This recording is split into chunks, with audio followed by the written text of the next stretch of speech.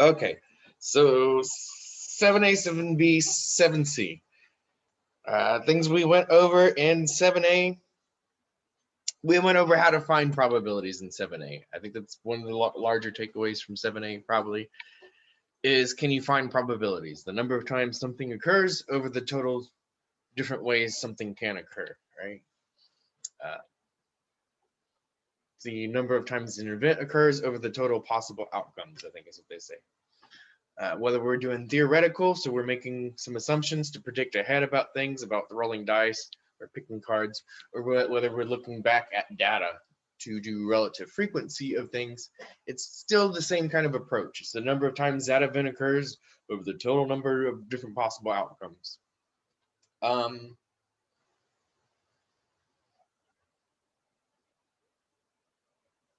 Questions about 7A or going into 7B? Then we started talking about doing ands and ors, throwing ands and ors into our probabilities. And so we talked maybe about a coin. So if I flip a coin, it's going to be either what, heads or tails. And so I have a 50-50, 1/2 probability for one coin flip to be heads. And we talked about this. It's probably more difficult to get two heads. Definitely is more difficult to get two heads than getting one head.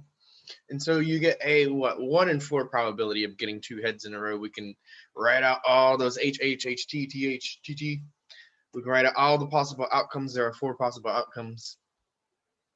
And so one of those outcomes is two heads. And so when we talk about ands, and let me write it down just so I have it. We were saying one head is what? 1/2. Getting two heads is 1/2 and 1/2.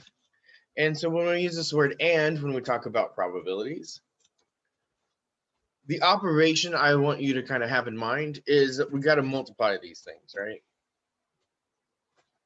And so to get two heads in a row, it would be what, 1/4. To get 3 heads in a row, it would be 1 out of those 8 times that would happen. Something like that. That was and probabilities. The other thing we got to think about with and probabilities is whether they are independent or dependent. So with coin flips, each of those things is independent. So these probabilities don't change. But we did something like picking out marbles. And I think we start with like 10 out of 30 marbles or something like that. And so we go, what's the odds of saying, I don't know. I think we did, let's do yellow marbles. No, I think we did red marbles. Today we'll do yellow marbles. Maybe next time we'll do purple marbles. I don't know. Maybe we'll get crazy.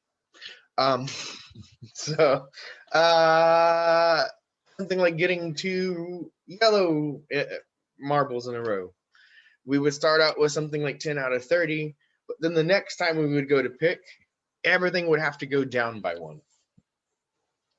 And so we did it with doing what, 2 yellow. We could also do it getting a red and getting a yellow or something like that. And so then we would have to think, we'd have what, 10 out of 30 for the first one. If they changed the color, you would still have to think, depending however many they gave you. This one would go down and maybe the top wouldn't. So it could be different.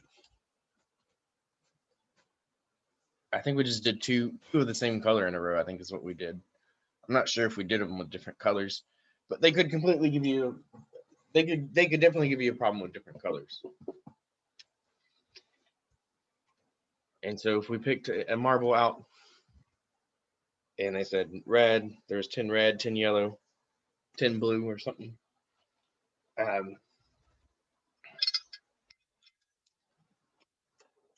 That's a possibility. So we have to think whether these things are independent or dependent. If they're dependent, we have to think about the number of times it's going to occur out of the total number of times. And if we do things without replacement, they're going to be dependent, right? We're taking things out. These probabilities are going to change. So that's one of the things that came up when we did ands. Ors. And so if you flip a coin, you're going to get either heads or tails.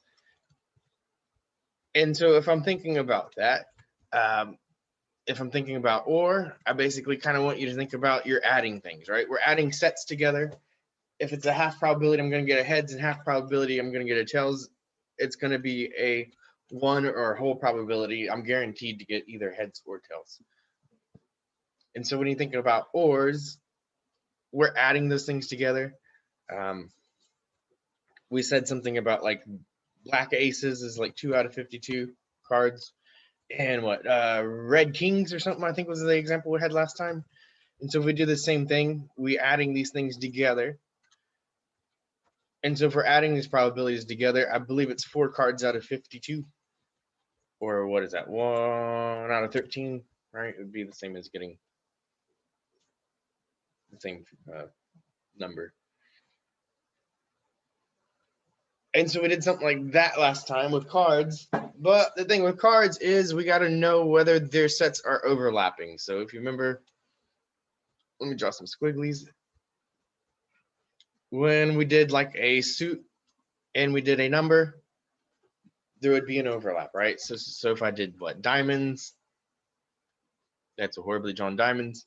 Diamonds in threes, there's a 3 of diamonds in there that I got to talk about. So I'd be talking about 13, 16 cards, not 17 cards. So if there is an overlap, we have to account for the overlap if there's overlapping sets.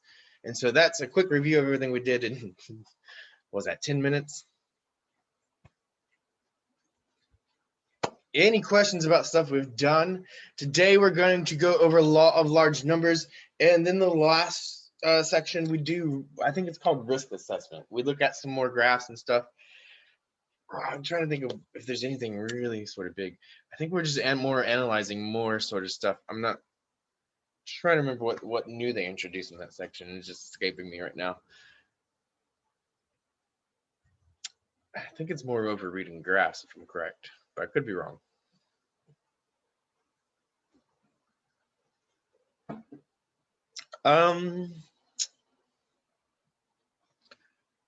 Questions about, did y'all watch the lecture about the law of large numbers or read about it, hopefully? Something. I did, yes. Okay. Yeah, it's a weird one. It's something that is very sort of, I feel like maybe it's counterintuitive a bit. When you're playing games or something, right? Casino games are so manipulative psychologically, though, right? They like have the flashing lights and everything. It's like they really like appeal to like this sort of like primordial instinct in you. I don't know how to explain it, but yeah, they get you really excited over nothing. And so they're really good at manipulating these sorts of things that we're going to talk about today. But this is a sort of graph maybe I want you to have in your head. So the green is the observed, the blue is the theoretical. So if we're flipping what are we doing, a die? Dice roll by number of rolls. And so I think they're doing, I thought this was a coin flip. So they're doing the average on your dice. So when they flip the dice, I think they start getting a 5 or 6 up here with their first roll. And then maybe they get like what? A 4, and so it averages about 5. So this thing is going to bounce around, but if we think about the average roll of a dice, if we're going from 1 to 6, it should be 3.5. And so when you start rolling the dice, it's going to be really far off from that average. But when we do more and more rolls, it should get closer to that average. I thought I had a coin flip on here, and I think I'd put a dice roll instead. Coin flip should be what, 50% probability, and so it would look very similar. When we flip when we flip a coin, it's going to be very far off when we start doing 1 or 2 flips. If we think about the probability of heads, right? But as we get closer, it should get closer and closer to 0.5. That's sort of what the law of large numbers is telling us.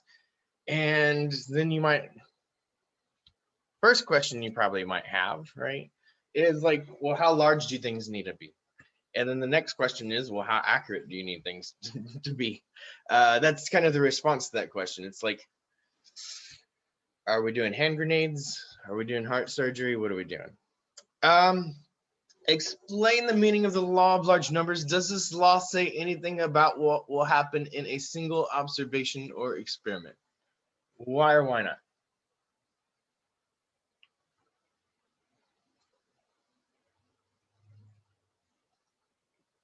So what does the law of large numbers say? Something as I get more and more trials, I should get closer. My observed probability should get closer to my theoretical probability. Do we understand what that means? I read that a couple of times, but I'm still not entirely sure what it means. Okay. So if we think about the probability of a heads, our theoretical probability, we're making the assumption this coin is a fair coin. My probability, my theoretical probability of heads is going to be what? Half? Yeah, it's going to be half. You're going to get heads half the time. You expect to get heads half the time, tails half the time. Now, just like you can go do a random generator, but say I get a heads. I do one flip, and now this is my theoretical. So this is my theoretical. This is what things should equal ideally, right? But in reality, things aren't ideal. So we want to look at the observed probability. So after one flip, my probability of heads is what? 1 out of 1? It's 1 right now. So it's really high up there. It's going to basically bounce around is what's going to happen. And then I can do this with the simulator, and you can do this over and over again if you really wanted to. But I get 2 flips, and then maybe I get 2 heads in a row. And so ideally, this thing should be getting closer and closer to my theoretical probability, although it might hit it like at some point, right? It's going to bounce around it and get sort of closer. So it could be like really close at the beginning, if you're being honest, right? But it's kind of coincidental that it would be, if that makes sense. And so if we do this, this is 2 out of 3, and so I think we're getting closer to 0.6. And so what this is saying is as I go further and further, it might get higher, it might get lower. So let's do 4 flips.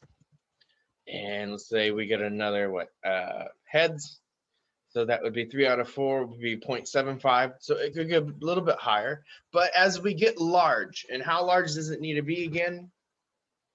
I don't know. Maybe we do 1,000 trials, and the probability of my heads is now maybe something more along the lines of like 0.576 or something, 78. It's getting closer to 0.5 as we go further, is what this is saying.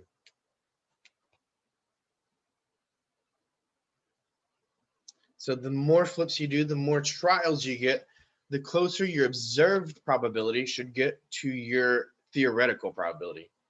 Is that making a little more sense, hopefully? Yes, that makes more sense to me. Is there a specific question maybe you have? I don't know. It is a weird sort of thing. And it's like, well, how large do I need? How many trials do I need to get? And it's just like, it depends. Sometimes you just get bad trials too, if I'm being honest. I feel like you get bad runs or something that don't represent it. But as we do more and more, it should be getting closer.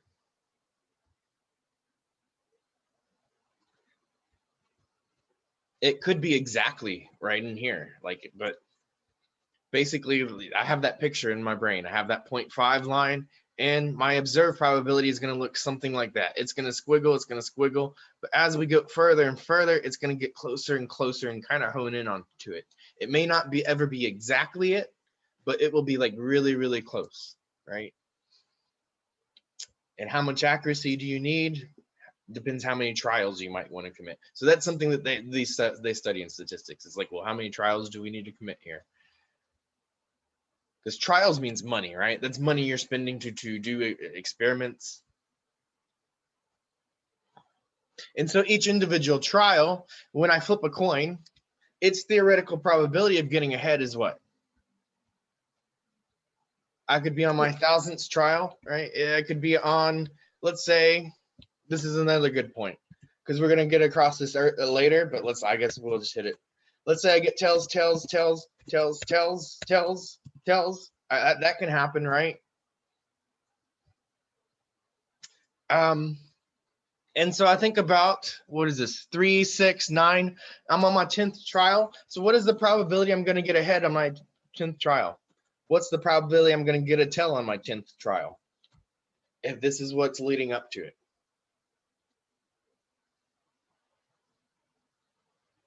On individual trials, what's my probability of a head? 1/2. It's still a half. So this is kind of a weird thing, right?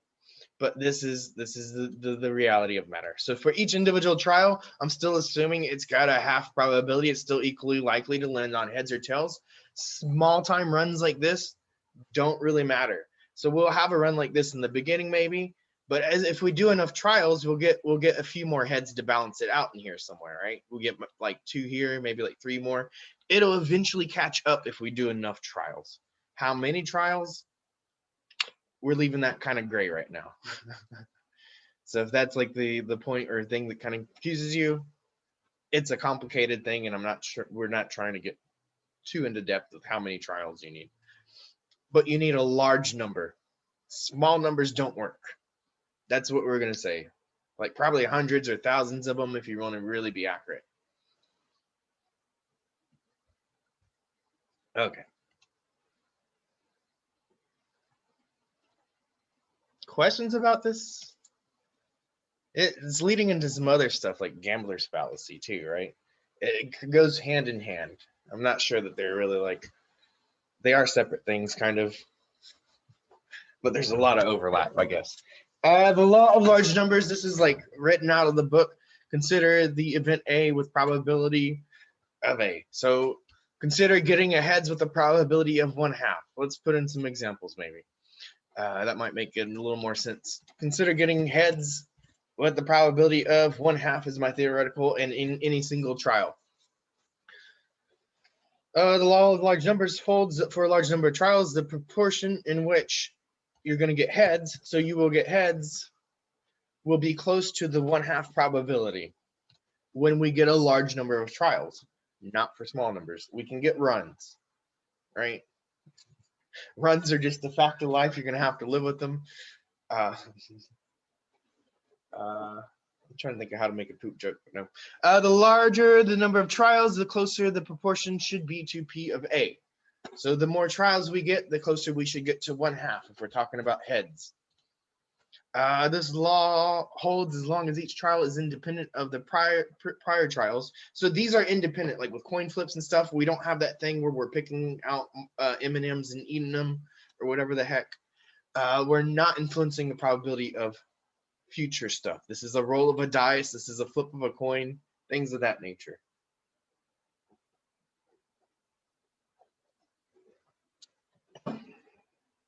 And so each probability will have the same, or each trial will have the same probability of like the ideal 1/2, right? It's going to approach that 1/2 probability. Is this making a little bit of sense, maybe? Any questions over this?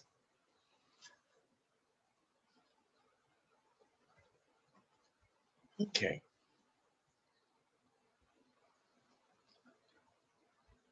So we'll talk a little bit about gambler's fallacy and stuff and what this implies to that. I feel like I need to be over like that mean. Oh, there we go. What is expected value and how is it computed? Should we always expect to get the expected value? Why or why not? So what is expected value?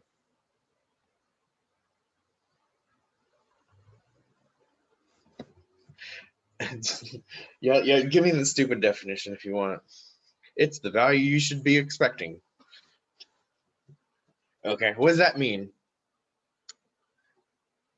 It's the value we The- think we're going to The get. number you expect to get at the end of the day. Not at the end of the day. This is Well, the end of whatever. not overall. This is each trial, right? So on average, this is what you expect to get for your trial. Like if I go buy a lottery ticket, am I expecting to win or lose money on a lottery ticket? Hoping to win. Huh? Well, I mean, like if you're intelligent, are you going to expect to win or lose money on a lottery ticket? There's a reason why they call it the poor man's tax, or the was it the stupid You was will it the lose. stupid tax or It's whatever? like only one ticket in like billions of tickets. Yeah, they're not putting out lottery tickets to lose money, right? This is the government putting out some kind of thing to like get some revenue. They are making money off of lottery tickets. You should expect to lose money if you go buy a lottery ticket. So each time you buy a lottery ticket, it has a negative overall value or average value, right? So if you're losing money, you should expect like a negative value. But are you necessarily going to go lose money every time you buy a lottery ticket? No, sometimes you win money back. But in general, the amount you win is going to be less than the amount that you've paid into the lottery, right? And that's what it's talking about. When we average it out, this is what we get. And so they talk about how it's computed in the book. That's on my next slide. We'll go over it. How's it computed? We do the value of the event times the probability of the event, and we add them all together, basically. Should we always expect to get the expected value? So again, if I go buy a lottery ticket, the expected value is definitely negative. They're making money, I'm losing money. But am I always going to go lose money if I buy a lottery ticket? No, sometimes you win.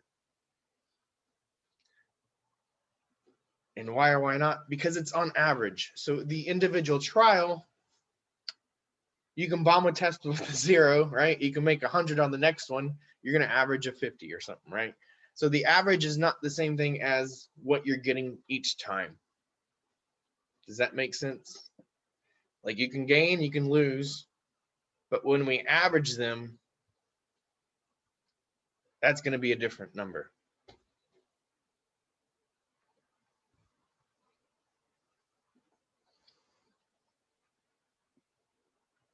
Questions about this? I'm going to go to the next slide. So the next slide has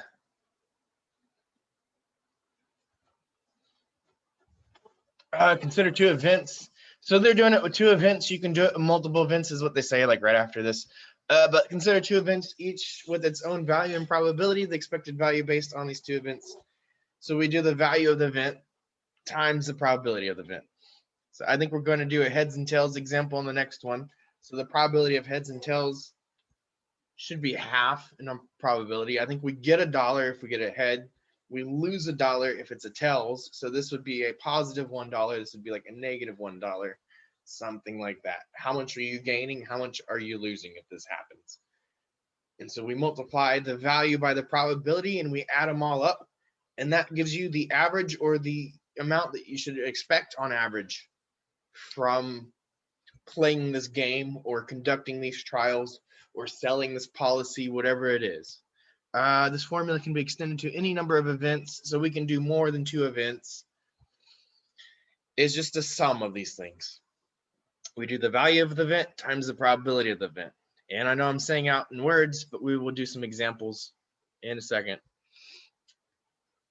to hopefully cement it a little bit better. Formula can be on average, this is the amount you can expect to gain or lose. So if I'm gaining money, it should be positive. If I'm losing money, it should give me a negative amount. And I'm going to quickly say it, but there are 2 ways that we can usually solve these expected values. We can solve them from the perspective of the player, or we can solve them from the perspective of the casino. One of them is going to be the negative, one of them is going to be the positive. Whatever you're losing, the casino's gaining, and vice versa, right? So there are usually 2 perspectives you can do it from. So I guess you got to be aware of that. Decide whether each of the following statements makes sense or is clearly true or does not make sense, clearly false. Explain your reasoning.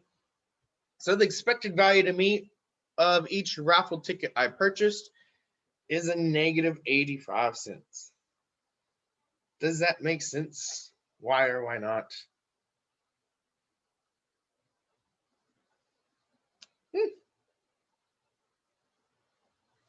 Well, you lose money when you buy something, so And because it's, and you said each raffle ticket is $1. So Yeah, I think so, right? Does so that? you have like the chance of winning. That's why it's only negative 85 cents. Yep, yep. So it would be a negative $1 if you didn't ever have a chance of winning anything, right? I think is what you're saying. You'd be a dollar in the hole, a negative dollar. But you're adding up the prizes, right? And so adding up the prizes is going to create this, is going to make my loss a little less, I guess is what I'm saying, right? What are we doing? How many people selected? One person's holding out. All right, we're done with this.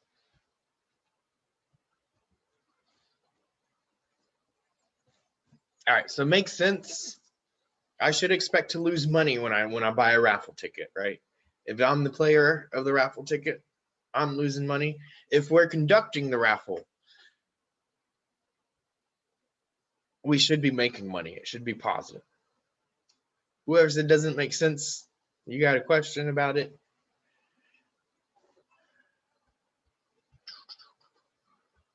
Does it make sense now, hopefully?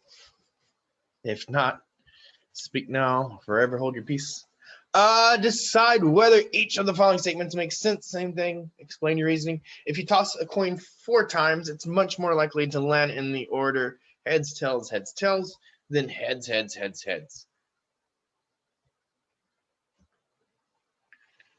This one, I don't know what to say about this one. There is a slide I will go over this one and explain it, because this one is like one of those things. I don't know what to say. It's not super intuitive.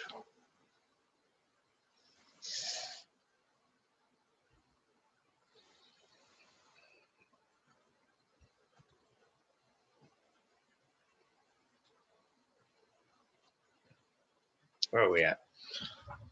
If you toss a coin 4 times, is it more likely to land on this one than this one?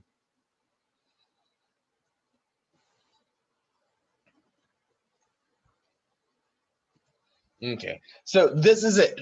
Both of those are equally likely. It is not more likely, so that one should be does not make sense. Did I even hit the right thing on my thing? I don't even know. Did I get it correct? Oh, why did I say makes sense? Oh, I hit the wrong thing. I don't know why I said it makes sense. It should not make sense. And this is a little bit of a reason why. We're going to flip a coin 4 times. Which is more likely, this one or this one? Heads, tails, or heads, heads.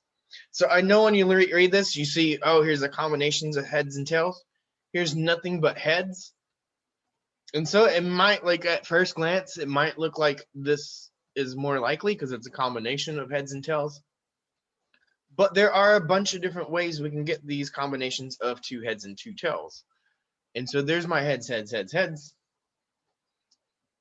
And so if I want the probability of this, there are 16 different outcomes. The probability of getting nothing but heads is 1 out of 16. My heads, tails is going to happen exactly the same amount of times. So any run that we pick is equally likely. I think that the confusion comes in when we start looking at, like when we think heads, tails mixture, we think of all these different combinations, right? I think is what's happening. But that's not what they're asking. They're asking for that specific run of heads, tails. So there's a lot of different ways we can get 2 heads and 2 tails. That is not what this question is asking. It is asking for that specific run. And it is equally likely you're going to get this run as you're going to get this run. Does that make a little more sense maybe? This is one of those things, it's like, it sounds like they're maybe asking one thing.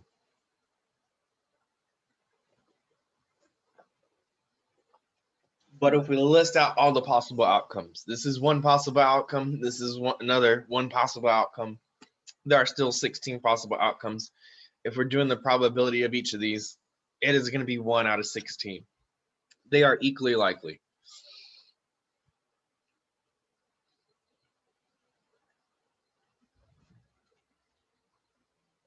If we could have done a half times a half times a half times a half and got 1 out of 16 as well.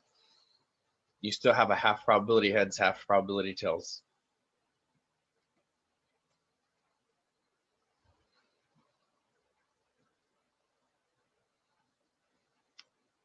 Okay, so what is it saying? Understanding the law of large numbers. Suppose you toss a fair coin 10,000 times. Should you expect it to get exactly 5,000 heads? Why or why not? What does the law of large numbers tell you about the results you are likely to get? So are we going to get exactly 5,000 heads if we flip it 10,000 times?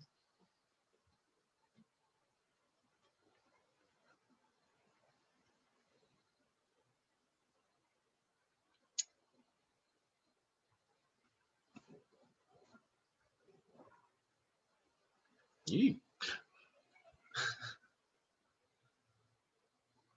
Yes or no? What are we saying? Can we just type in yes, no? Like, that's all you want. I mean, if we just talk about it, I'm pretty happy. Okay, because I was like preparing to write like a whole paragraph, and I was like, wait, you just Yeah, a want lot yes of this stuff is like really, really long written. Like if we just talked about it and y'all understand it, that's what I really care about. I don't care about these quizzes and things so much. I just want y'all to understand this. Suppose you toss a fair coin 10,000 times. Should you expect to get 5,000 heads? Is it going to be exact when we do things in reality? Nope. No. Why or why not? Because that's not how reality works. Observed probability is not the same thing as our theoretical. There's a lot of factors that go in when we flip a coin. What does the law of large numbers tell you about the results you are likely to get? It's probably going to be pretty close, right? If we do, 100 trials, and we go to 1,000, and then we go to 10,000, it should be getting closer and closer each time we up the trials. So if we do 100,000 trials, it should be even closer. But it's never going to be exact. It's probably not going to be exact. If it is, it's kind of coincidence.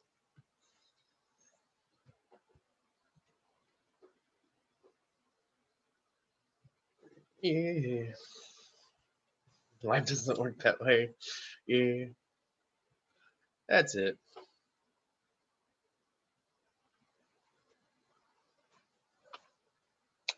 I think we get another example that's like that we actually start doing this sort of coin flip thing in. I think it's coming up right here.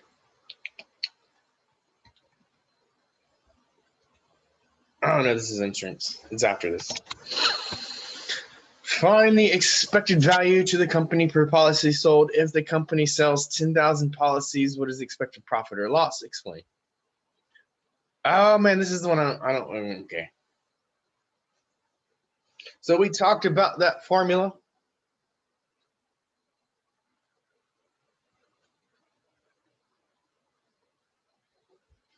And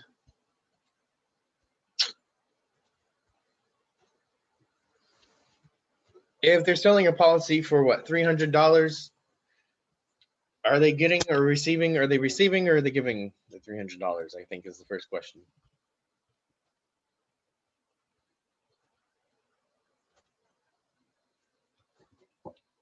And so if they're selling it, I think they're making that money. Can I get it?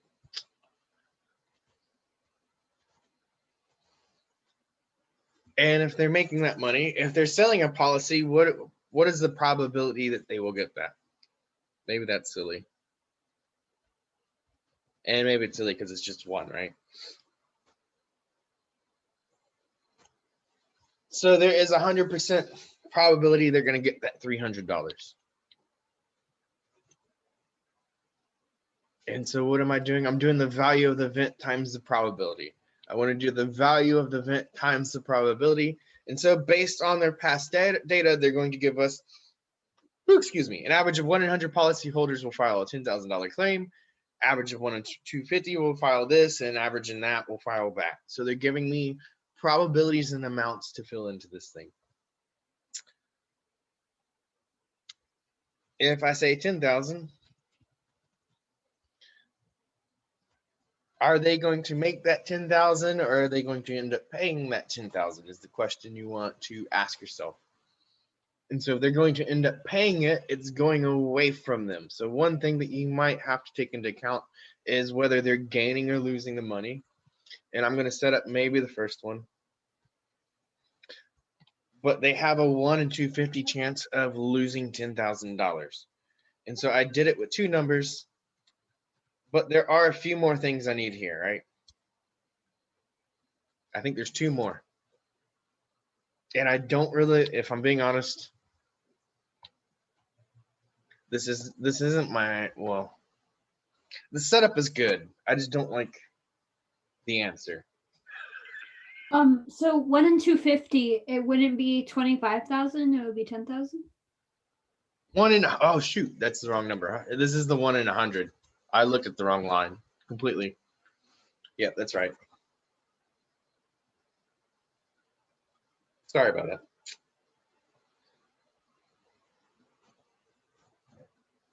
There is a 1 in 100 of filing with 10,000. So the probability is 1 in 100. This is minus 10,000. And the next one, if I messed that up, I'm going to give it. The next one is a 25,000, and there's a 1 in 250 chance of doing that. And I think there's one more you got to set now, which is what? Minus 50,000, 1 in 500.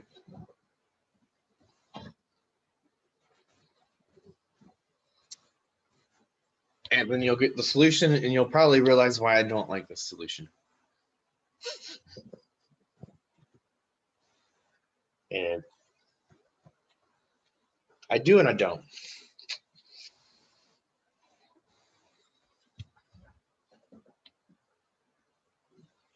Wait, what goes at the end again? There's one more thing I have to take into account. They could lose 50,000, and there's a 1 in 500 chance of that. So we're doing the value times the probability is what we're doing. So they could also lose 500. So the 50,000 is a 1 in 500 chance. I got it broken down on the next slide too. So I'm hoping y'all try something on your own a little bit. 10? I don't know. All right, I got 0. How? try it. Put it in.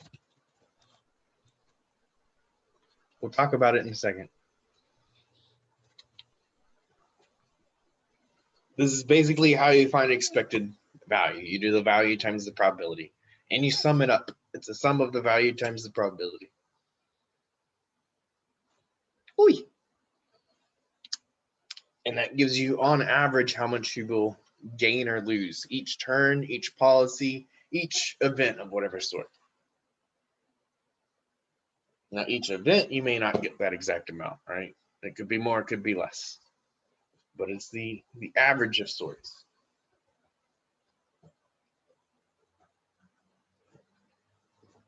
It's how insurance makes their money. They bet on this. Well, it's not really a bet. You're kind of, if you get enough people, you're pretty well insulated and guaranteed you're going to make that money. Okay, where are we at?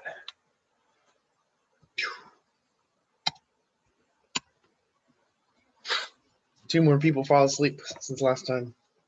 I typed it in, didn't I? One of them might be me. I could be yelling at myself. No, I went. Okay. Do I need to start playing the Jeopardy song again? Oh, yeah, that's fine. If you're just gonna put in, I think I put it in 3 different ways. That's one format. It should be, and we already did it. It should be $0, right? And that's why I don't like this problem, because in reality, your insurance company is making money off of you.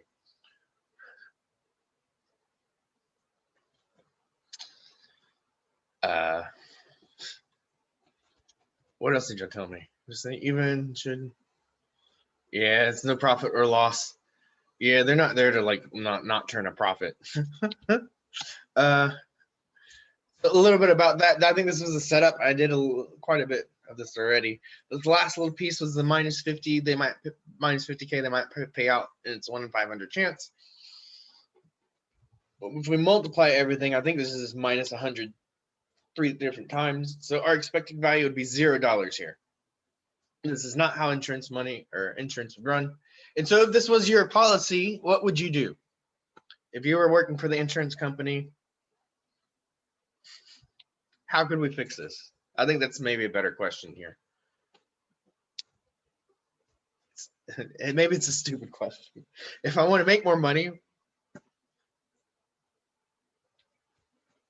I got to charge more money, right? So what happens if we did this 301 or something? I think they're making $1. So you'd have to charge more money. Whatever money you charge on top of this, I guess you did that amount of work. You figured out 300 your break-even point. If you want to make more money, you got to charge more money.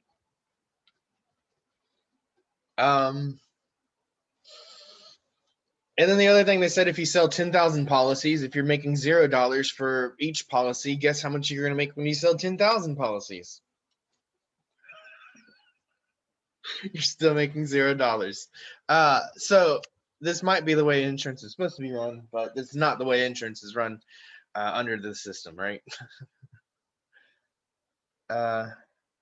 So I don't like this problem because it's $0 and it doesn't tell you a whole lot. So I want to do the 20. Number 20 is exactly the same, except they won't give you a stupid amount.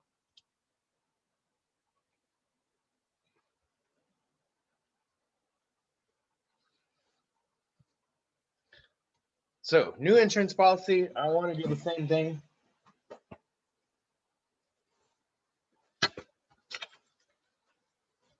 We did one example. Now try it on your own.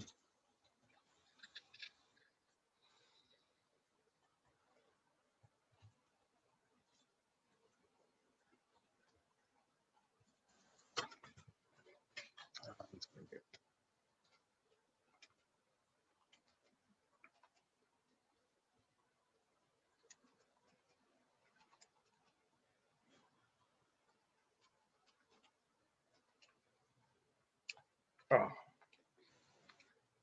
Negative 10,000 divided by 100 and 30. Oh, I remember what this one was. Let's see if I get it. Nope. 0. That's it. And so this solution, you should get a whole even dollar amount. Hopefully this one will make a little more sense.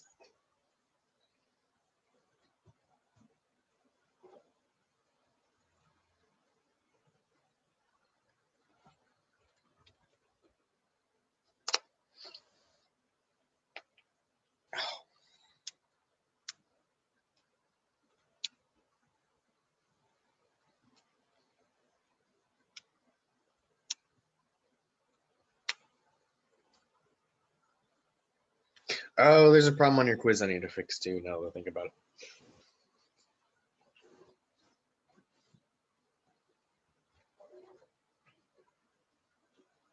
And it's one that looks an awful lot like this. It's half written. Didn't finish it.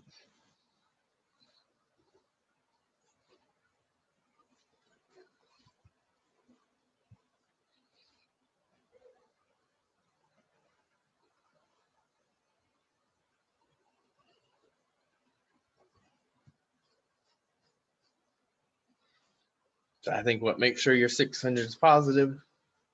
Make sure your 5,000 is negative. Multiply it by 1 over 50. Make sure your 10,000 is negative. Multiply it by 1 in 100. Make sure the 30,000 is negative. Multiply it by 1 in 200. Event times of problem, or what do they say?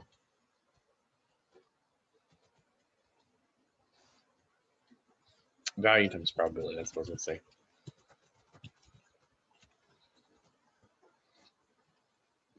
And then we sum it up.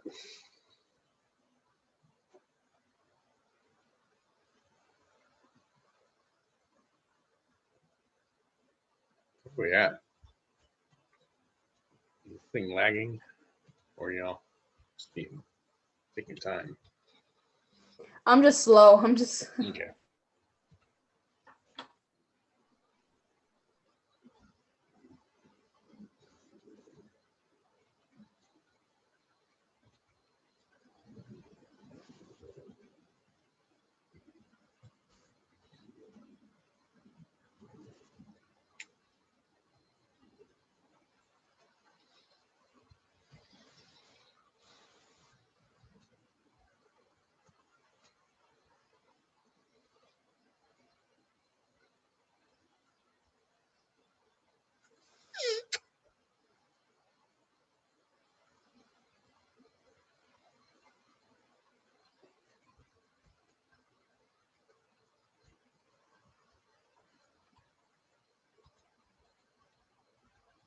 I think I broke this down on the next slide. Pretty sure I did.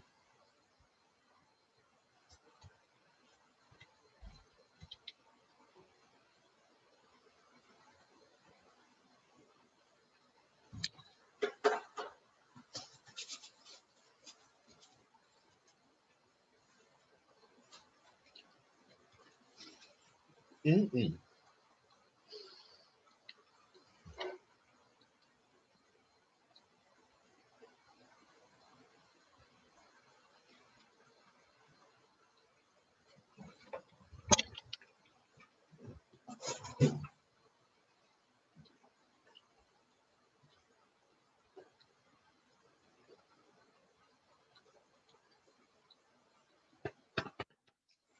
Y'all need more time, or y'all just lollygagging? What are y'all doing? I think we're down to the 3 people who have fallen asleep. Okay. Yeah, I think my problem was I forgot a dollar sign, but Well, if y'all need more time, let me know. Like, I'm not opposed to giving you more time. I just ain't got time to waste on people that ain't gonna be here, basically. that's true. Yeah, if you can't, if you're not putting forward the effort for your education, you know. I knew it. I was right, but I forgot the dollar sign. Oh man, okay. What was it? 250? Did I get it right? It was 250. I did something wrong. 250's right. Yeah, that's right. That's right. Oh, you did the second question, Bo. Oh, I did? Whoops. Bo did the second question, I noticed. For one policy, this is what we have. So it gives me what, minus 100 on each of those. This last one I think gives me minus 150. If I subtract 350 from 600, I think I'm getting 250 for each policy that I sell. On average, this person selling this insurance should expect to make $250 for each policy they sell. Are they going to make this on each person? They might make more, they might make less for each policy, right? Some people are going to claim 30,000. They're going to be in the hole on some claims. But other people will pay into the insurance and they will make money off of that, right? And so it will average out positive. Ooh, excuse me.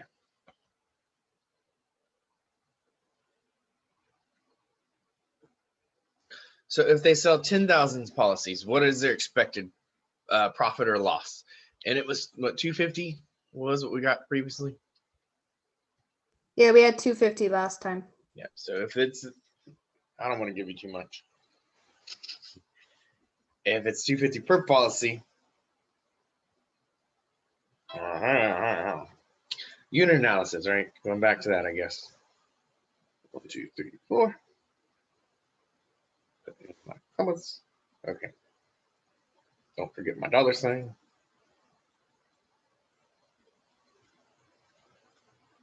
This one should be like, hopefully quick if you understand what's happening.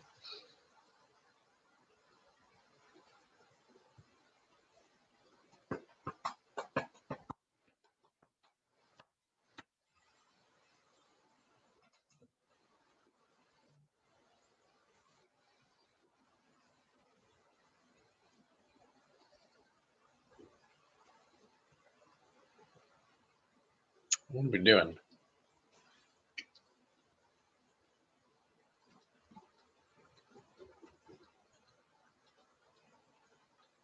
Mhm.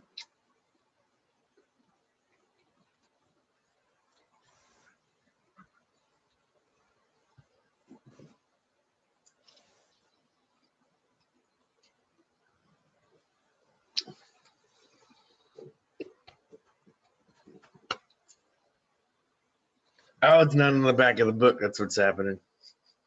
Oh, no, no, do this now.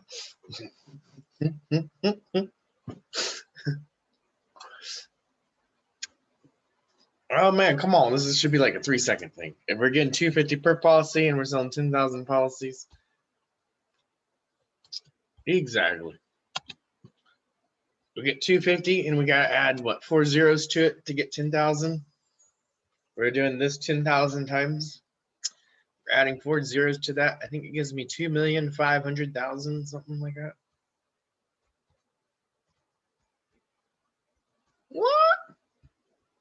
What are you saying? I don't even know what the heck I did. Yeah, I don't know what you are doing. I have no idea. I didn't add enough tried. zeros. My math was wrong. Yeah, so that's what they're expected to profit. Oh, I didn't count it right because you said the word profit. Sorry. If it's positive, I'm in profit. It's really hard to type in profit or loss in here. So if it's positive, it's profit in here. If it's in a loss, you should put a negative in front of it. That's my advice for putting things in quizzes. If you told me in reality on paper, if it's a loss or a gain, that's more important. It's more important you know what it is. But for the sake of quizzes, it's either positive or negative. Positive is a gain, negative is a loss. Gambler's fallacy and coins. Oh, this is the thing I was talking about. We came back to it. Look at it. Suppose you play a coin toss game and you win $1 if it's a head. You lose $1 if it's a tails.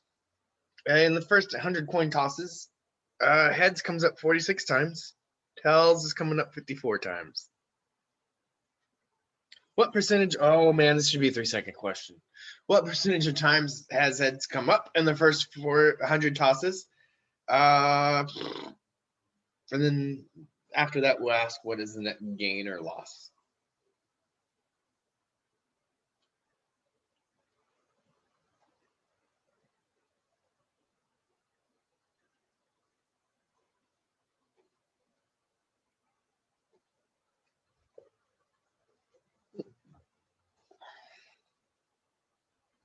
Nope, we get your percent sign. Okay. Where are we at? One person. Come on. Come on. If it's 46 out of 100, guess what percent that is?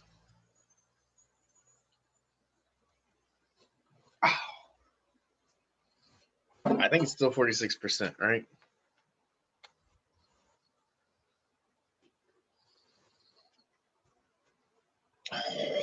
What else y'all telling me? 46, probably a percent or something.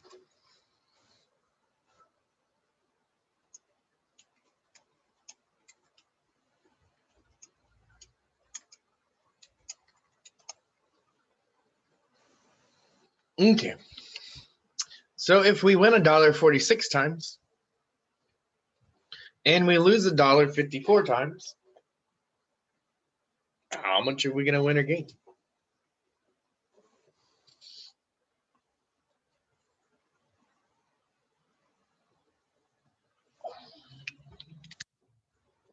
You could do this with expected value. I wouldn't do this with expected value if I'm being honest. There's an easier way to figure it out. If you win 46 times, that's what? $46, right? Plus $46 to your account. If you lose 54 times, that's what? Minus $54 to your account. Do that. That's a lot easier than doing expected value here, if I'm being honest. Just looking at your overall wins and gains. You could do it with the expected values and then multiply it by 100 or something, I think maybe, and it would be the same. I wouldn't do that. That's a lot more complicated than just thinking about. how much you win and losing. Oh wait, and we have to do this in percentage. This should be a dollar amount because this is dollars. Oh, right. And if you're losing, it should be negative. Don't forget your negative signs if you're losing. Negative, dollar, and then the amount. So the negative's coming before the dollar.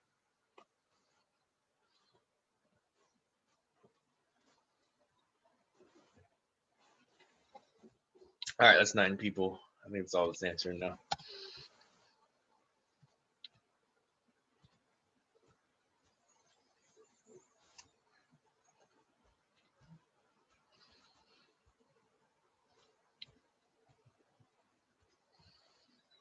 Yeah, I think I'm getting a loss of $8. What are you telling me? Minus 8. I forgot my negative sign.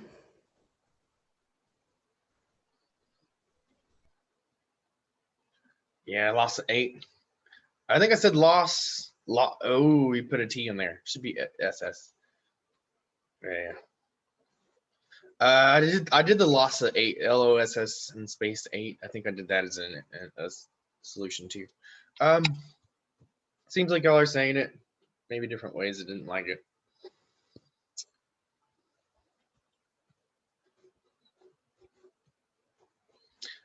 Okay, so suppose you toss a coin 200 more times, a total of 300 tosses, and at that point, heads comes up 47% of the time.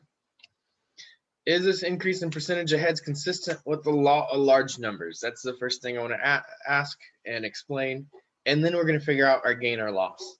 So is this consistent with the law of large numbers? If we go from, I believe we started with 46%, we toss it a total of 300 times now, 200 more times. This really tripped me up when I first read this. It's a total of 300. And now we're getting 47%. Is this falling in line with the law of large numbers? Yes or no? What percentage are we expecting? What's the ideal theoretical probability? Of heads, is that what we're doing? It's 50%. So if we're going from 46 to 47, is that getting closer to 50? That's what they're asking. We did more trials. Is it getting closer to our theoretical probability? Yeah, it is. 46 is going up to 47. Hopefully next time it goes up to 48. Hopefully next time it goes up to 49.9999. Right? We'll get probably infinitesimally close, but never exact, something like that. And what is your net gain or loss at this point? We're doing 300 tosses, and we're winning 47 of them. So I think you have to figure out first how much you won. And if we win 47%, I think we're losing 53.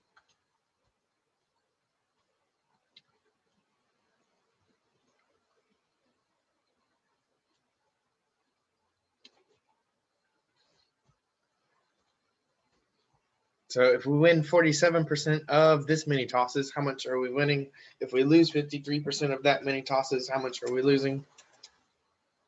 What is the total net gain or loss? Confused, was it 47% of 200 or 47% of all 300? Of all 300. That's where it tripped me up when I first read this, because it is like that. Yeah. Okay. Yeah. I don't like the fact that they gave me. I don't like the fact that they said this number, to be honest. I just would rather go like, oh, now we have a total of 300 tosses. And it came up to 47. That's the more important number there.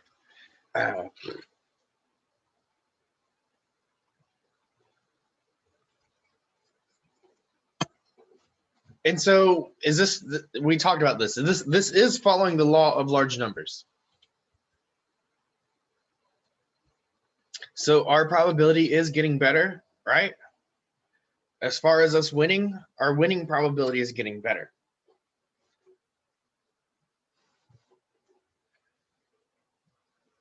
What does that mean as far as the money that we're taking home, though? That's the other question here. So the first one, we lost $8, I believe. when it was 46% on 100 trials.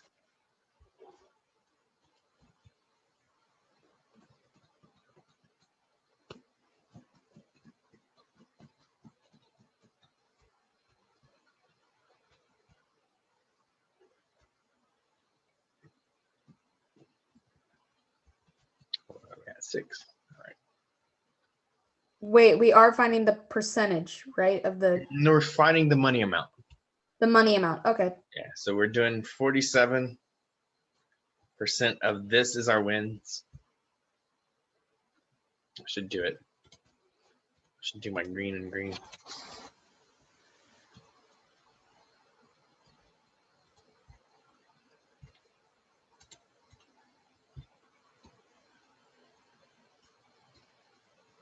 So I got to do 47% of that. It's going to give me my winning money amount, and I'm getting $1. So they make the winning amount like a good, what do I want to say? A good amount, right? It's like an even $1. I'm getting $1 for 47% of 300. I'm losing $1 for 53% of 300. We got 2 more people.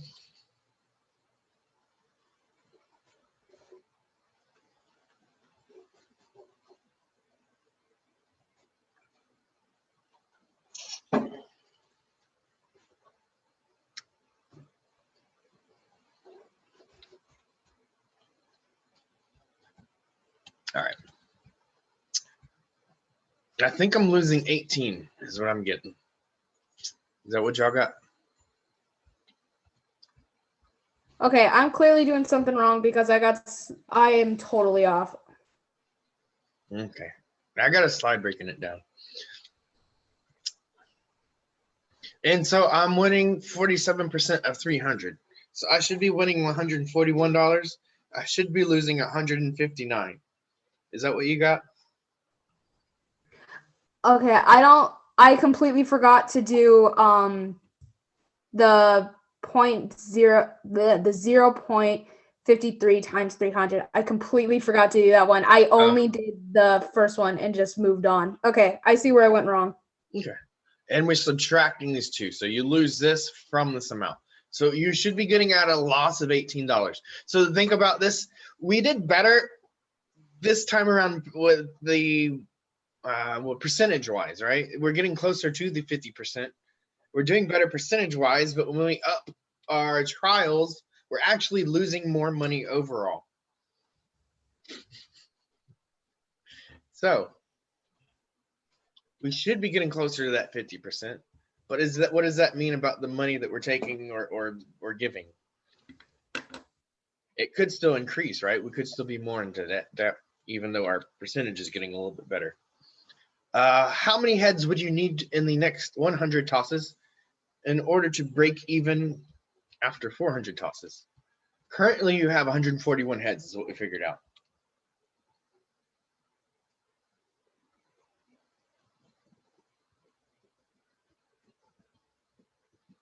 So they're going to do 100 more tosses on top of the 300 that we already have. We want to end up with, we're going to have 400 tosses total. So how many times should we expect heads if it's breaking even?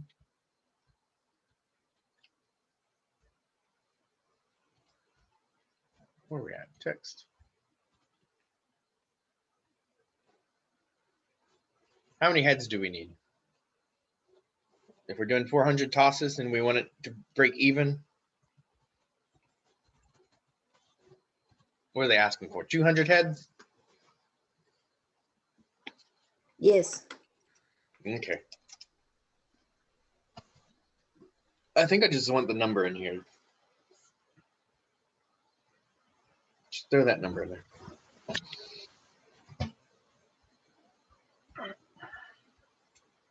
I'll get out of here. 2 more people. If we have 141 heads, and I have 8 heads in the duffel bag, that was a movie. And I need 200, and I need to clear my annotations and hit the end question. Get out of here. I think we need what, 59 more heads? Is that what we're getting?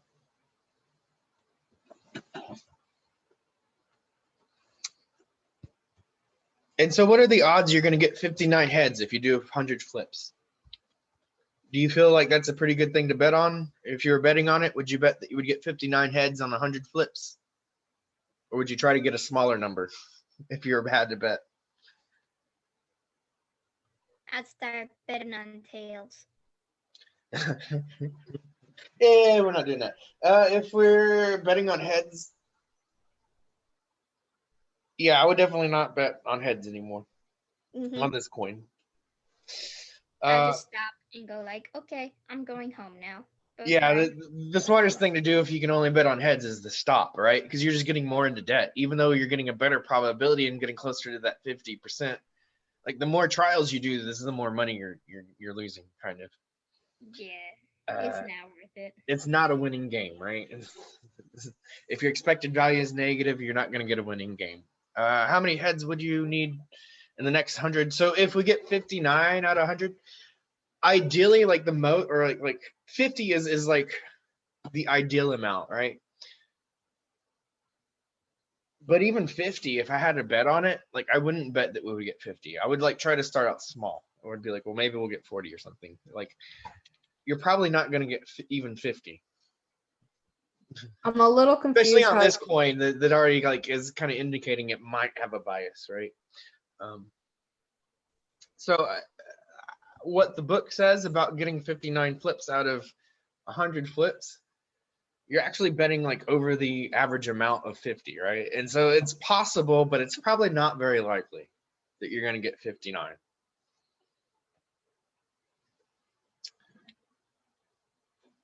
It's more likely it'll be 50 or less, right?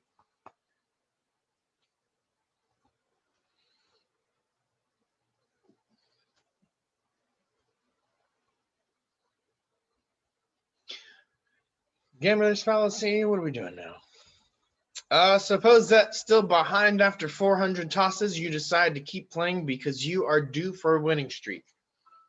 Explain how this belief will illustrate the gambler's fallacy. So are you due for a winning streak if you are behind? What does it say?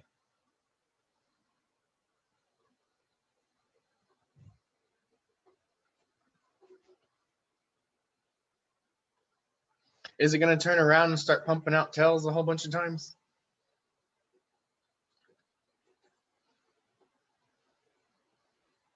I don't think so, no. See, at best, this is a fair game, right? Because you're going to win $1, $1 half the time, and you're going to lose $1 half the time. So I think if we look at the expected value of this game, you're not really expected to gain or lose anything. That's assuming the coin is even. This coin doesn't look like it's even, if I'm being honest. Looks a little bit off, maybe. What are you saying?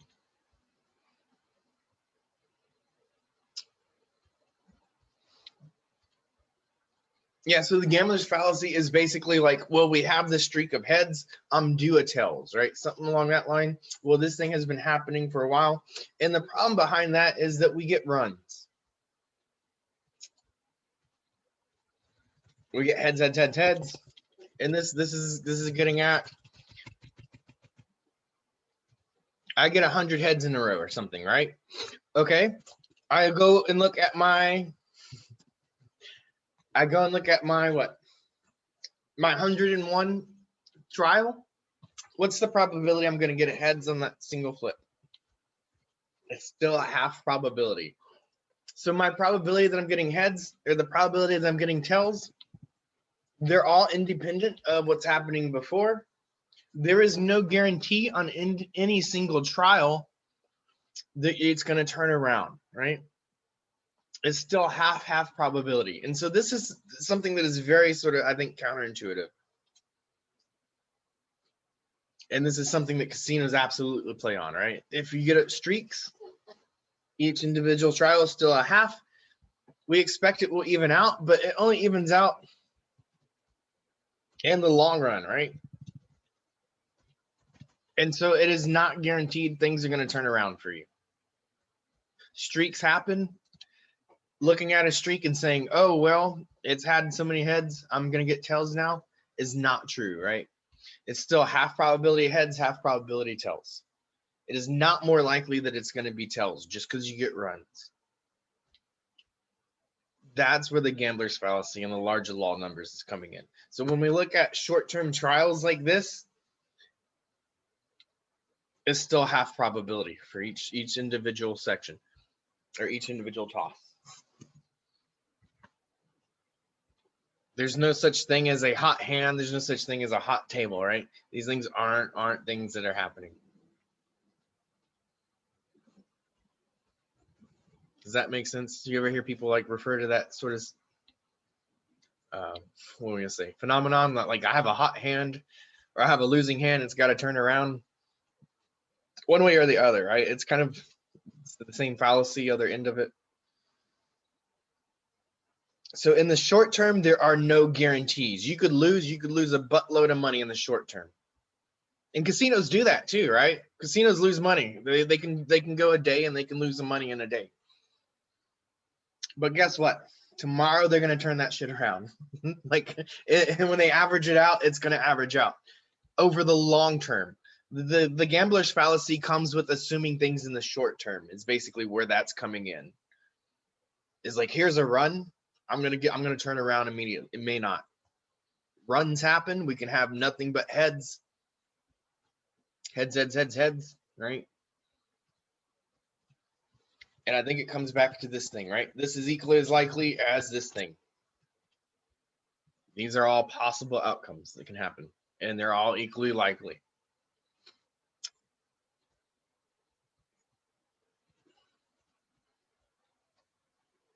Lottery draw. Consider a lottery game in which the 6 balls are drawn randomly from a set of balls numbered 1 through 42. 1 week, the winning combination consists of these ball numbers. The next week, we get 1, 2, 3, 4, 5, 6.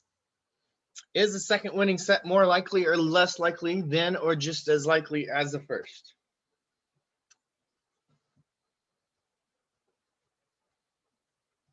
If we really wanted to, we could solve this probabilities or something. There are numbered 1 through 42. What is that? 42 balls. So what's the what is the probability I'm going to get a 5? There's One one out of 5. What? No, I went 1 out of 6. I was like, I don't know. 1 out of 42, I think is what it is, right? 1 out of 42. 1 through 42. Oh yeah, I was looking at just the 1, 2, 3, 4, 5, and 6 thing. So yeah, 1 out of 42. We're numbering all the balls. 5 would be one of the balls out of 42. What was it? 12 would be one of the balls. If we already picked out the 5, it'd be 1 out of 41. It'd be 1 out of 40. So maybe this might help you think about this problem. But it would be this sort of pattern, right? 5 is one of the balls out of the 42. 12 is one of them out of 41. 1 out of 40. My brain went home. The what? I think my brain went home and forgot about it. What about this 1, 2, 3, 4, 5? How would I figure out the probability of that? Well, each number is the same probability. So Yeah, so this is equally, wow. Is that what you're saying? yeah, it's equally possible. It's equally likely. This string of numbers is equally as likely as this string of numbers, right? If I pick out a 1, it's still going to be a 1 in 42 chance. After that, to pick out the 2, it's still a 1 in 41 chance. If I ever want to figure out my chances and stuff, I guess I can multiply these crazy things together. But like, I don't want to have to do all that work. The point of this is it's equally likely. It doesn't matter that this matches a pattern that we're familiar with, right? Is what they're trying to get at here. I think that's what they're trying to get at earlier with the heads, right? It's the same thing as that heads, heads, tails, heads. What was that? So what is this? 3, 4, 5? 3, 4, 5, yeah, okay. That example that we had earlier, right? With the mixture, it doesn't matter that maybe this fits a pattern. If it's a string and their probabilities are all equally likely, which you're equally as likely to get a 5 as a 1, you're equally as likely to get a 12 as a 2. They're balls, they're all equally likely. There's no weight to them. We're all drawing them at random. these should be equally likely outcomes. So a big part of math is like pattern recognition. And now you're like recognizing the pattern, it's messing with you, right? It's like, oh, now it's working against you, maybe. Just as likely. Now where are we at? 422? Okay. We are a little bit past. I think we're getting close though, aren't we?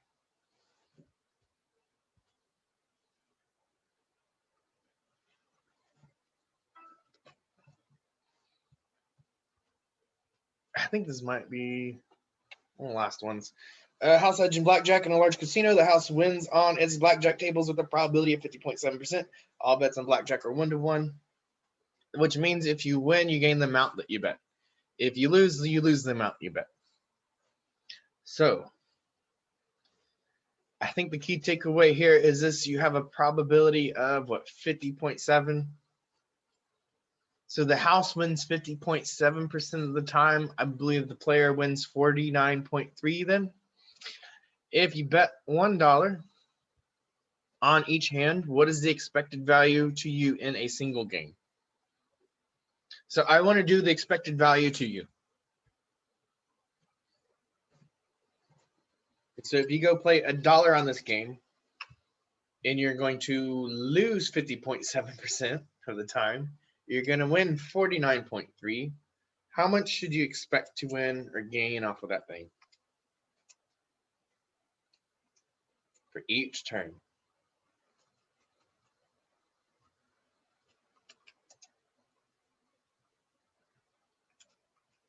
Oh, shoot. And they do this to 3 decimal places. I know it's a money amount and we don't usually do that,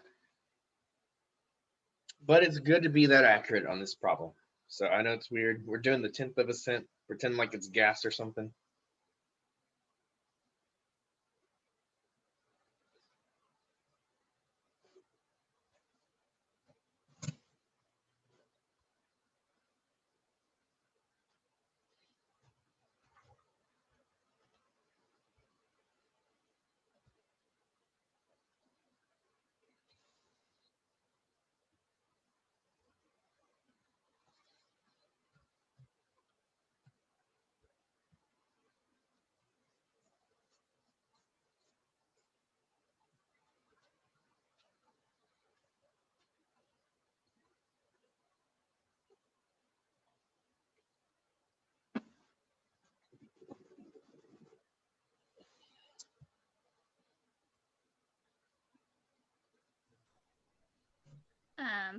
What's a house edge?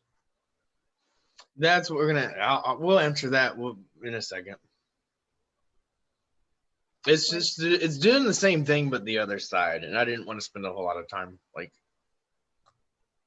we're just gonna do from the player's perspective.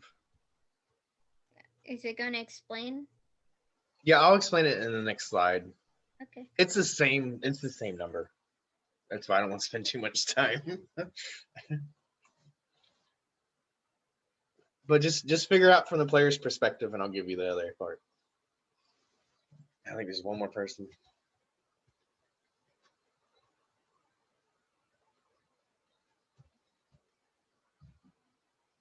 Yeah, is there one more person? How many people got 13? There he is, the last person. Okay, so this should be a loss. If you're the player, it should be a loss of 0.014, I think is what I'm getting. I'm winning $1, 49.493 times 1. What are y'all telling me?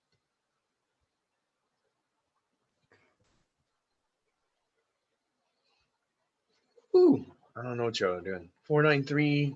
Oh man, y'all are just doing the wins and not the losses. What are y'all doing? You gotta account for the fact that he's gonna lose money. You're gonna win it 0.493% of the time.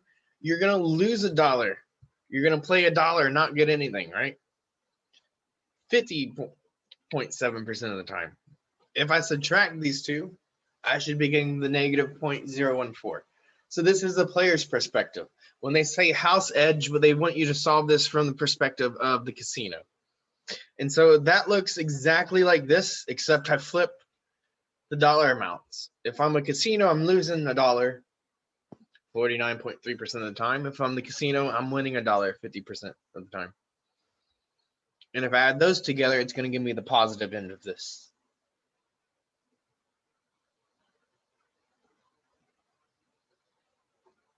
What are you, man? What are y'all doing?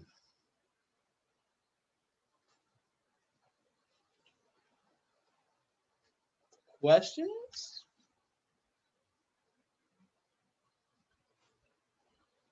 I'm just I'm having a hard time understanding the why we have to subtract those two and not just like multiply it by 0.49. Where did those values come from again? Oh wait, they're percentiles. My bad. So this is the winning percent, right? And so when we win, how much are we going to win? Not much. We're going to win $1, right? And I guess I could have said this plus a negative or something. And I have 50.7%. And I'm going to lose. And when I lose, I paid $1 for the game and I'm not getting it back.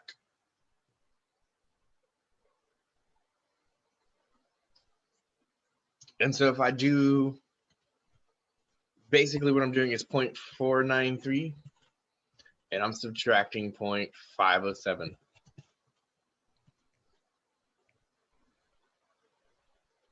So sometimes I will win some money. Sometimes that I won't get my money. I'll lose the money that I paid to play the game.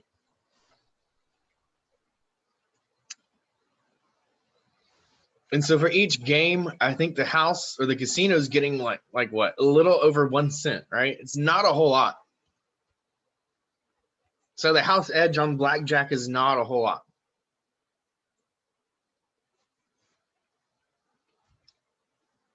Is there a question? I'm not sure what you were talking about, multiplying by 0.493. What did you multiply by?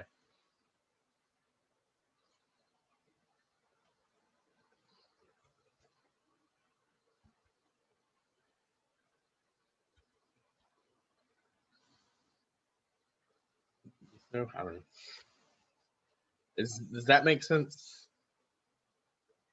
Yeah.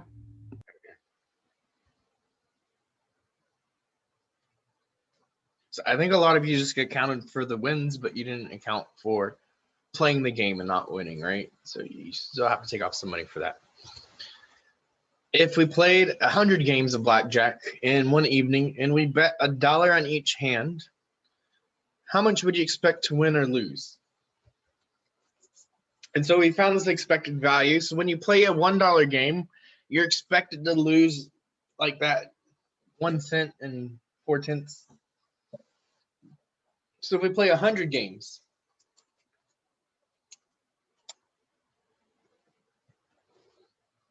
how much are we expecting to win or lose?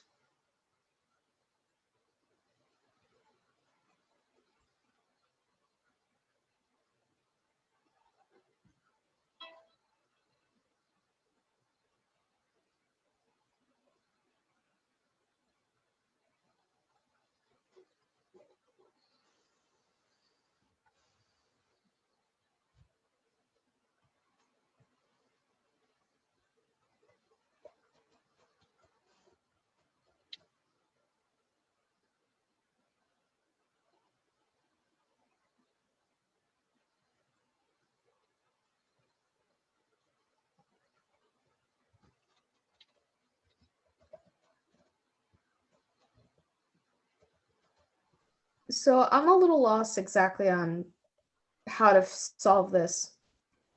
I'm just stumped. I don't even know where to start. So if for each game we're losing this 0.014, if we do this 100 times, how much are we going to lose? What's the I put in expected my value? answer and I dropped a rank. At a what? I dropped a rank. Oh, I don't know. My sadness. So I thought I got it right.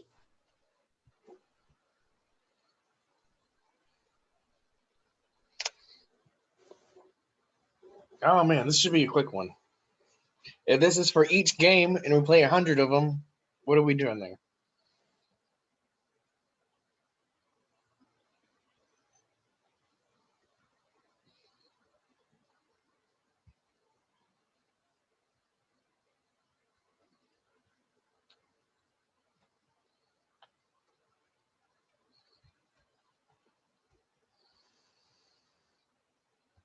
Come on, one more person. All right, so it's 100 times that thing. If you're gonna play that game 100 times for $1, you're doing 100 times that. I think you should be losing $1.40. Woo! What are we doing? What y'all tell me? Minus I did 1.4. a complete wrong Yes. operation on it. Why y'all do that? I was right. Yeah, but you got to put it to the nearest cent. Anytime you do dollar amount, man, like do 2 decimal places. That's the standard, man. Like y'all do that in your written work too. I'm like, what are y'all doing? This is a dollar amount. Do it to the nearest cent. You ever see prices with one single? No, that's not how they do prices. If you play 100 games of blackjack in the evening and you're betting $5 on each hand, how much would you expect to win or lose? So we're still doing the 0.014. We're multiplying that by 100. But now we're also doing $5 instead of $1. How much more times is this than that? That is really what we are doing, if that seems like it.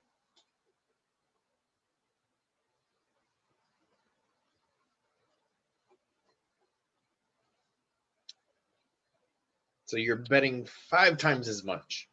So how is that going to change your expected value? And it hopefully, I don't want to say too much, but it is like, it is, I don't feel like this is a weird, maybe it is weird. But the way I'm saying it and the way it's solved is straightforward. Maybe that's the way to say it. If you play 100 games,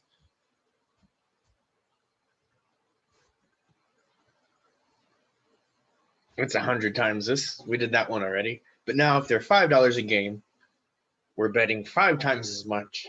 So we're probably losing. Okay. So if we do 100 games, we lose what, $1.40? If we do 5 times $1.40, I think that gives me a loss of $7. Is that what y'all are getting?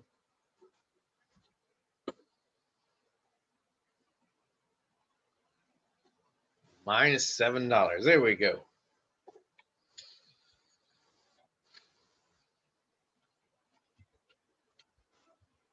So you got to count for how many games you're playing. You also have to count for how much you're betting.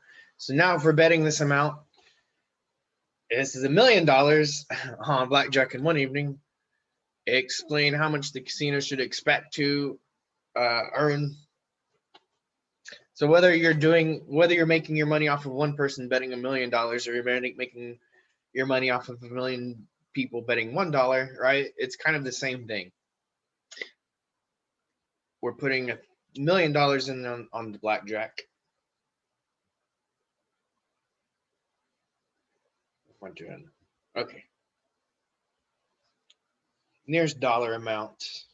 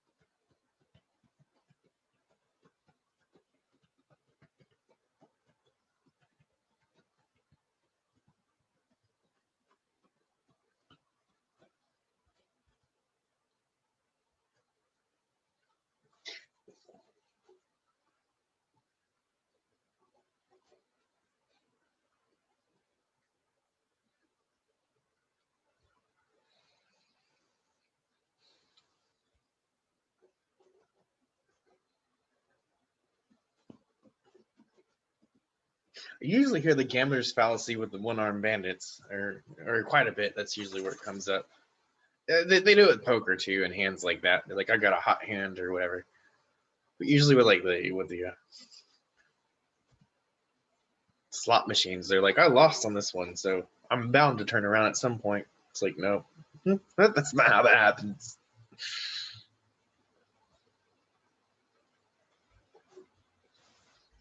Equally as many people have to lose, right? As that one person that wins a whole bunch of money.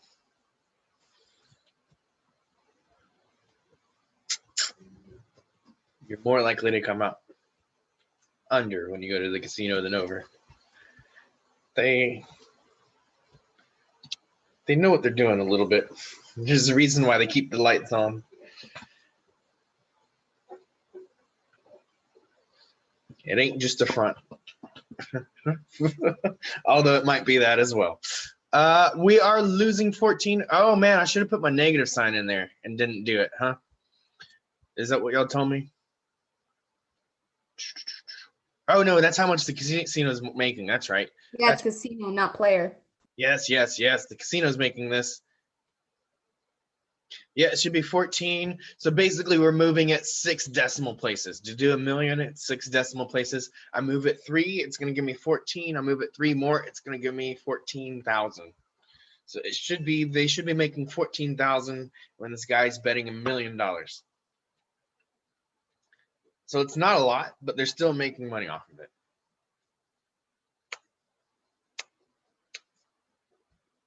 And you can't have a casino without blackjack. Okay, so this is the final one. We have a lottery ticket. We have this payout for the lottery ticket. This is very similar to that insurance problem. This is on a single $1 ticket from Powerball Lottery. They tell me the jackpot is 30 million. We want to find the expected value of this ticket if the jackpot is what? 30 million. So this is going to require a calculator. It is some nasty, nasty numbers. But we get 30 million. And there is a, well, I should start with the $1, right? So already we're at $1 in the hole.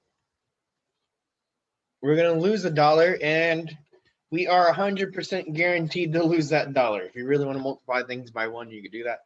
So we should be starting out with a -1 representing that money that we put into the ticket.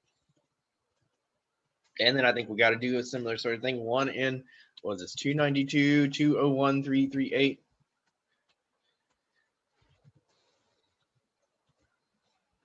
The last thing I'm going to ask for today.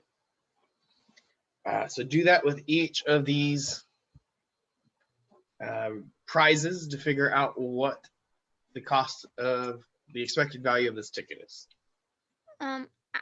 For me, I can't see the little table, so I'm using the Zoom one. You have to click the 30. little icon, the giant, like, do you see? It's Oh, like I a see little it. file. Click it, and that's where your photo is. I see it. Thank you. No problem. But now this last number's cut off. 1 in 38. Okay.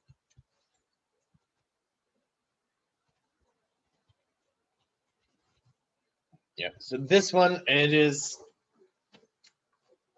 a problem. I will say that.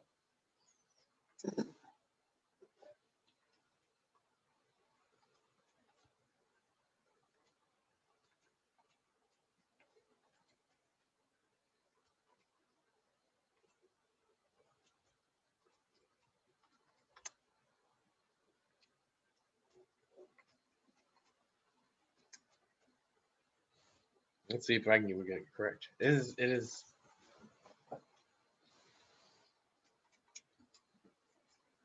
I don't know if you notice it, but if you have this times this, you could just put this number on top and that number on bottom. So I don't know if that save you a little bit of time. But we could do 30 million divided by whatever the heck that is, 292 million. Out of here. We could do 1 million divided by 11 million.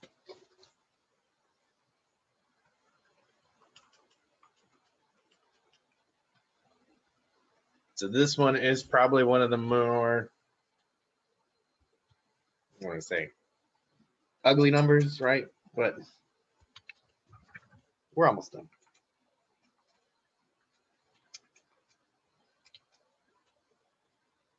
And we've done a few like this. Not pretty numbers, but it should be doable.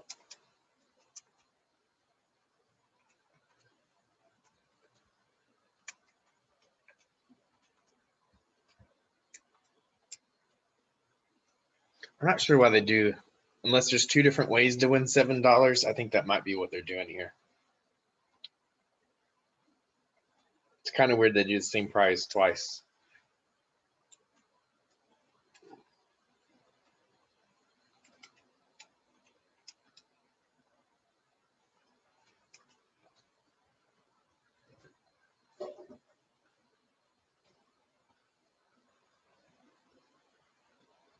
And round to the nearest cent.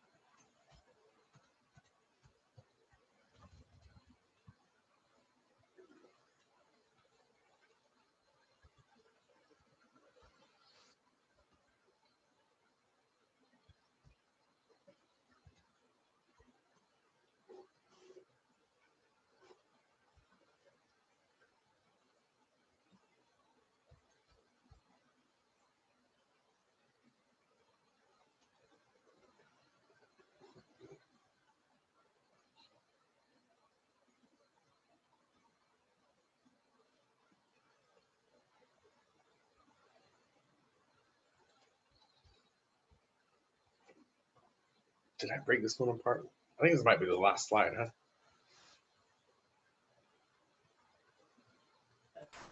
No, there's one more slide, so I think you might have broken it down on the last one. Oh, okay. Yeah, I can't remember if I broke this down or not. Because we've done a few that were exactly like this, right? We're finding expected value. They're giving us the value. They're giving us the probability. The only value that they don't give us here is that the ticket is $1. So we're going to pay $1, and there is 100% probability. Ooh. There's a 1 in 1 chance that I'm going to pay that dollar. If I'm playing this game, it's guaranteed. I'm multiplying it by 1. It doesn't really do anything. So I should be starting out with a negative $1. Overall, should this be a negative or a positive amount?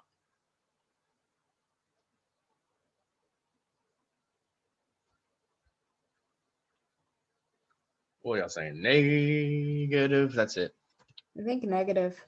Negative. You're playing a lottery. They're going to make money off of you. You should be expecting to lose the money. Yep.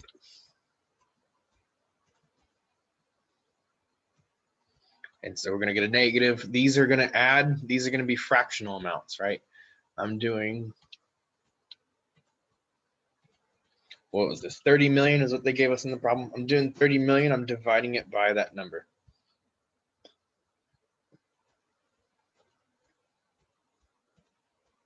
Or I'm multiplying it by 1 over that number. Personally, I think I just jumped to this. 30 million divided by that number.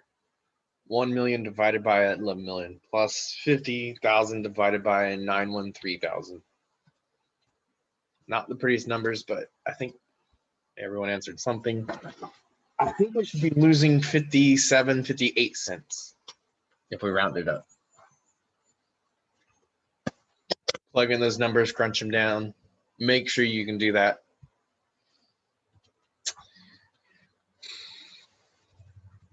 What did y'all tell me? 57 minus 90. Yeah, so something.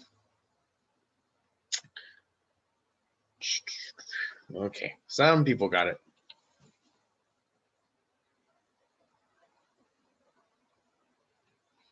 And so there was another question there after the expected value. I don't remember what they said. How much can you expect to win or lose each year if you buy 10 lottery tickets per week? There are 52 weeks in a year. So if we're doing 10 per week for 52 weeks and we're losing 58 cents, how much should we lose overall? And I want an exact money amount to the nearest cent.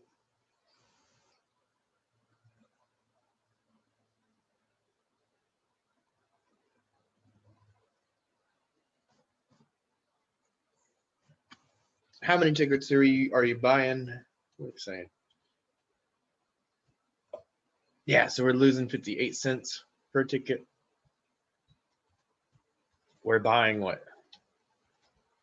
52 weeks, and we're buying 10 tickets each week. I think we're buying 520 tickets.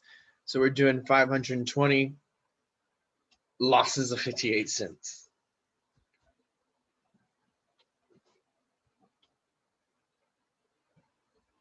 This is why they call it the stupid tax. Yeah, I can see that. I'm going to win one of these days. No, probably not. And if you do, you'll have already put more money into it, most likely. It's not a winning game, right?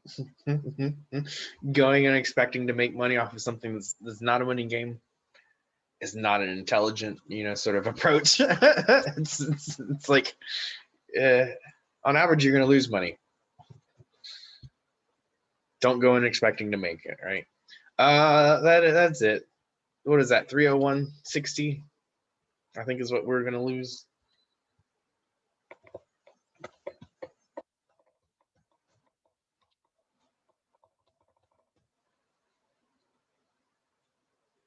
That's all I got. Y'all got any questions?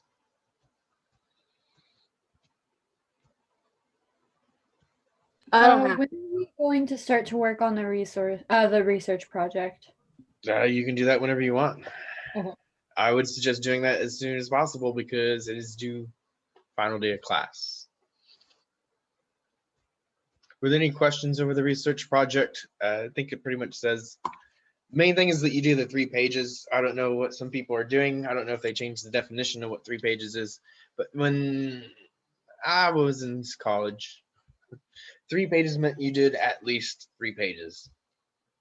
Some people do 2 3/4, and it's like, that's not assignment. So that's a big thing that people don't do that they should do, and they automatically start with like a 70 then. I'm not trying to be